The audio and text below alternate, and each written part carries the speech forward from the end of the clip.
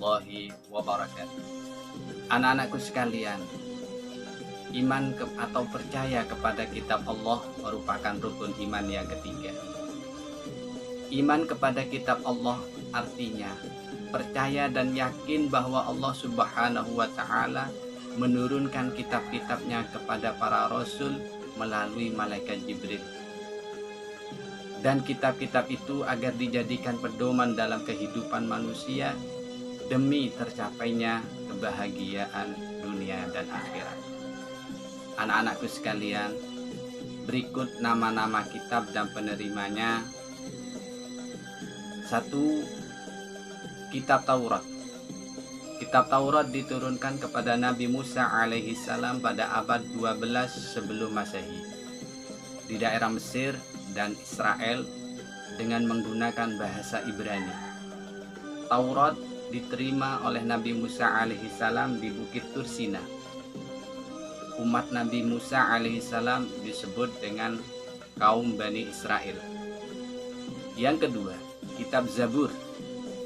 Kitab Zabur diturunkan kepada Nabi Dawud alaihi salam ketika beliau menjabat sebagai Raja Bani Israel pada abad 10 sebelum Masehi di tanah Kanaan. Kitab Zabur juga disebut dengan Kitab Mazmur. Yang ketiga, Kitab Injil. Kitab Injil diturunkan kepada Nabi Isa alaihi salam sekitar abad 1 Masehi di daerah Yerusalem dengan menggunakan bahasa Yunani. Yang keempat yaitu Kitab Al-Quran. Al-Quran diturunkan kepada Nabi Muhammad Sallallahu Alaihi Wasallam pada abad ke-6 Masehi di kota Mekah, sehingga dikenal dengan Nuzulul Quran.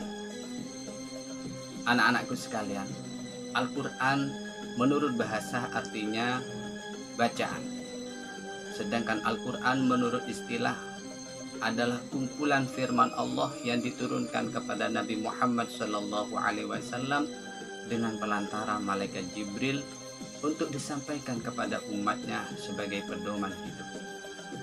Anak-anakku sekalian, Al-Quran terdiri dari 30 juz, 114 surat, dan 6.236 ayat. Anak-anakku sekalian, Al-Quran diturunkan secara berangsur-angsur selama 22 tahun, 2 bulan, dan 22 hari. Kalau kita bulatkan menjadi 23 tahun. Dan orang yang pertama kali diperintah untuk menulis Al-Quran adalah Zaid bin Thabit. Anak-anakku sekalian, adapun tugas untuk kalian sekarang yaitu menjawab soal sebagai berikut. Nomor 1, umat Nabi Musa alaihi salam disebut. Yang kedua, Kitab Zabur disebut juga dengan. Yang ketiga, Al-Quran menurut bahasa artinya. Yang keempat, Al-Quran diturunkan secara. Yang kelima, Al-Quran terdiri dari titik-titik ayat. Demikian pertemuan kali ini. Semoga ada guna dan manfaatnya. Kurang lebihnya mohon maaf. Wa akhiran, assalamualaikum warahmatullahi wabarakatuh.